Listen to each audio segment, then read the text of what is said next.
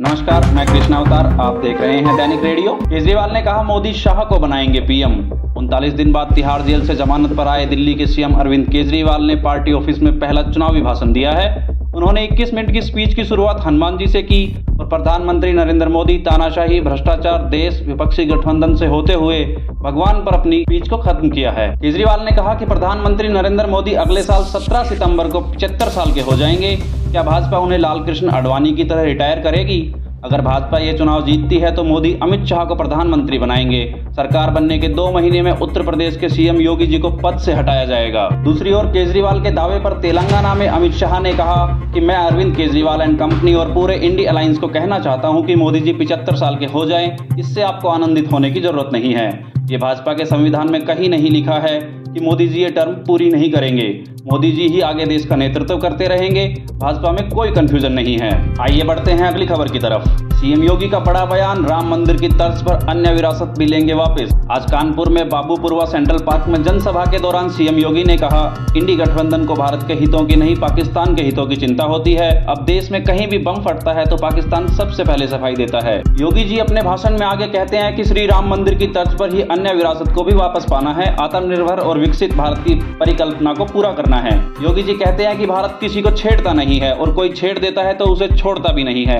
विकास और गरीब कल्याण के साथ साथ पहली बार ऐसी सरकार आई है जिसने आस्था को भी सम्मान दिया है। इसलिए कांग्रेस और उसके गठबंधन को सत्ता में आने का अधिकार नहीं है।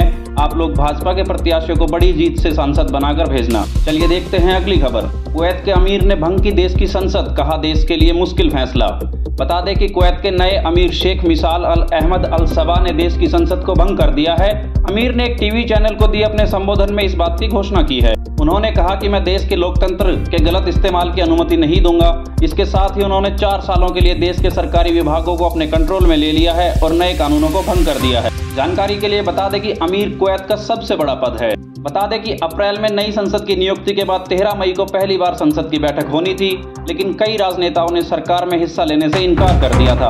अमीर ने कहा कि सरकार बनाने में विफलता कुछ नेताओं के आदेशों और शर्तों को नहीं मानने का परिणाम था। कुवैत के सरकारी टीवी के मुताबिक संसद भंग होने के बाद नेशनल असेंबली की सभी शक्तियां अमीर और देश की कैबिनेट के पास आ जाएगी। इससे पहले आखिरी बार में देश की संसद भंग की गई थी, जिसके बाद अप्रैल में देश के चुनाव हुए थे। बता दें कि संसद को भंग करने के पीछे का कारण वहां के सरकारी विभागों में फैले भ्रष्टाचार को बताया जा रहा है। आइए देखते हैं अगली खबर। यूनाइटेड नेशन में फिलिस्तीन को परमानेंट मेंबर बनाने का प्रस्ताव, गुस्से में दिखे इजरायली राजदूत। बता दें कि अरब देशों ने यूएन की जनरल असेंबली में फिलिस्तीन को यूएन का परमानेंट सदस्य बनाने का प्रस्ताव रखा था, जिसे भारत समेत 143 देशों का समर्थन मिला है। वहीं दूसरी ओर अमेरिका, इजराइल समेत 9 देशों ने प्रस्ताव का विरोध भी किया है। इस प्रस्ताव के पास होने से फिलिस्तीन ने यूएन का सदस्य बनने के लिए क्वालिफाई कर लिया है। बता दें कि यूएन की असेंबली में फिलिस्तीन को परमानेंट मेंबर बनाने का प्रस्ताव पास होने से इजरायली राजदूत गिलाद एर्दान भड़क गए थे। उन्होंने अपनी स्पीच के दौरान यूएन का चार्टर फाड़ दिया। उन्होंने कहा कि वो चार्टर को फाड़कर संयुक्त राष्ट्र को आईना दिखा रहे हैं। कतर के न्यूज चैनल अल जजीरा के मुताबिक दुनिया में स्वतंत्र देश की पहचान पाने की दिशा में यह फिलिस्तीन का पहला कदम है। वोटिंग से पहले यूएन में फिलिस्तीन के राजदूत रियाद मंसूर ने 193 देशों से फिलिस्तीन के पक्ष में वोटिंग करने को कहा था। उन्होंने देशों से अपील की थी कि आपके आज के फैसले से हमें जंग के समय में स्वतंत्रता मिल जाएगी। चलिए देखते हैं अगली खबर। कर्नाटक सेक्स स्कैंडल केस में शुक्रवार देर रात पुलिस ने भाजपा नेता और एडवोकेट जी देवराजे गौड़ा को चित्रदुर्ग जिले के गुलीहाल टोल गेट से गिरफ्तार किया है। गौड़ा पर सेक्स स्कैंडल के आरोपी प्रज्वल और पीड़ित महिलाओं के वीडियो को लीक करने का आरोप है।